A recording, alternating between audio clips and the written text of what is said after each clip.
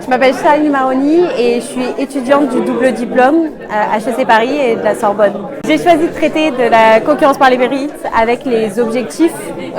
liés au pacte vert, au développement durable. Ce qui m'a inspirée, c'est que dans la communication de la Commission européenne, le pacte vert, le développement durable, ce sont des notions qui reviennent assez fréquemment et notamment avec l'adoption du pacte vert en 2019. Donc, notamment puisque le pacte vert il se veut multisectoriel, donc j'ai choisi de traiter comment est-ce que nous, en tant que praticiens du droit de la concurrence, on pouvait intégrer de telles considérations face à l'urgence climatique. Donc dans mon sujet, j'ai choisi d'analyser à l'heure actuelle quels étaient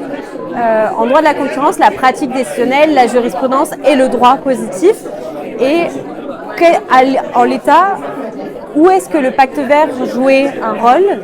Et je me suis rendu compte qu'on pouvait encore aller plus loin et faire en sorte de contribuer aux objectifs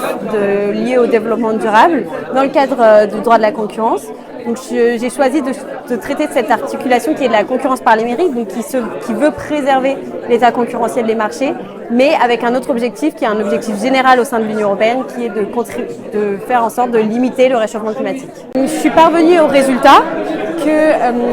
qu'il est tout à fait possible d'intégrer ces considérations liées au développement durable dans le droit de la concurrence. On a tous les outils, l'analyse concurrentielle, ils sont là, on peut les adapter à ces objectifs, mais maintenant il faut que la politique de concurrence s'aligne au droit de la concurrence et que la volonté de la Commission européenne affichée, qui est de faire attention à l'environnement, elle se retranscrive désormais dans le droit et dans la pratique. Avec Eyeno Sherman, on a eu la possibilité lors de la soutenance du mémoire de véritablement être challengé sur ce qu'on avait affirmé dans nos écritures et d'un point de vue technique, s'assurer ce qu'on avait dit tenait debout, mais également de débattre sur la possibilité, dans mon cas, d'intégrer véritablement quelle était la pertinence d'intégrer de telles considérations au droit de la concurrence. Est-ce que ça n'allait pas affecter les marchés outre mesure? Et ça a été très enrichissant d'échanger avec des praticiens qui, eux, avaient une autre vision que nous en tant qu'étudiants, une vision qui est peut-être un peu plus doctrinale et dogmatique. Ce prix juridique et fiscal nous permet également de rencontrer des praticiens du monde de l'entreprise,